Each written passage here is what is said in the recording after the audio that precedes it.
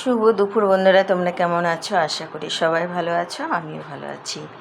তো আজকে বন্ধুরা আমি একটা জিনিস বানাবো, তা আপনাদের সঙ্গে শেয়ার করব। এটা হচ্ছে তরমুজের চোকলা। তো চোকলাটা আমি সবুজ অংশটা ফেলে দিয়েছি আর লাল অংশটা আমরা খেয়ে নিয়েছি। তো এই যে মাঝখানে যে সাদা অংশটা, এটা দিয়ে আমি একটা রেসিপি করব। সেটা রেসিপিটা হচ্ছে একটা ক্যান্ডি তৈরি করব।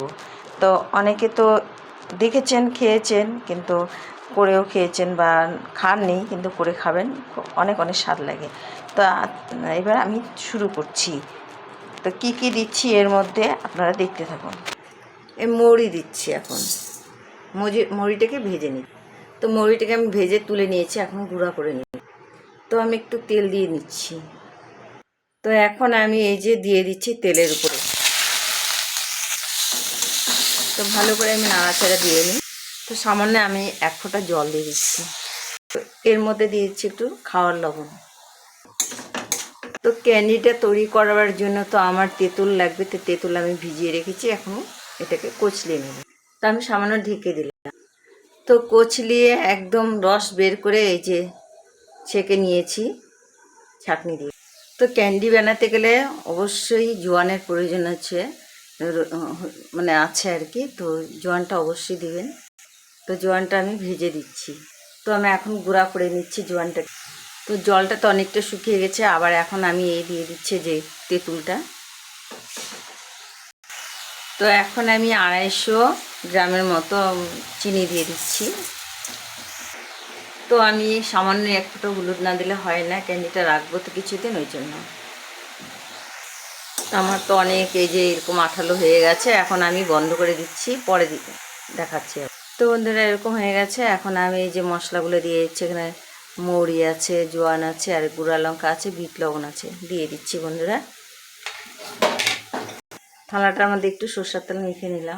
যখন এরকম হয়ে আসবে তখন গ্যাসের কমায় দিতে হবে, একদম লোতে দিতে হবে। তারপরে আস্তে আস্তে নাড়তে হবে। চিনিটাকে এখন গুঁড়া করে নিচ্ছি। আমাদের চামচ নাই, তাই পাটায় সব কিছু করতে হয়। বন্ধুরা এই যেরকম দলা পাকিয়ে গেছে, এখন আমি নামিয়ে নেব। তো এখন আমি একটু ঠান্ডা করে নিই, এরকম করে চিপড়ে দিই। আমি সামান্য একটু তেল দিয়ে নিলাম, তাহলে পাক দেওয়া যাচ্ছে না। একটু গরমে গরমে কোথাও হালকা ঠান্ডা আর কি, ঠান্ডা গরম দুটোই থাকবে। তো বন্ধুরা আমি যে এরকম করে দিয়ে নিচ্ছি। তো আমি এর উপর দিয়ে নিয়ে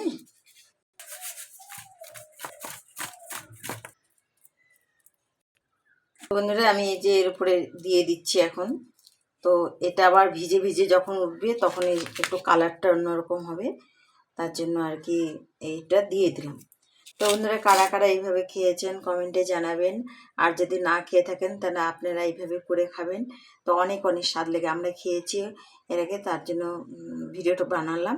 তো আপনারা যদি মনে করেন যে খাবো, তাহলে এইভাবে করে খাবেন। ক্যান্ডি এইভাবে তৈরি হয়। তো ধন্যবাদ সবাইকে। আর আমার ভিডিওটা দেখবেন, লাইক শেয়ার সাবস্ক্রাইব করে পাশে দেখবেন। ধন্যবাদ।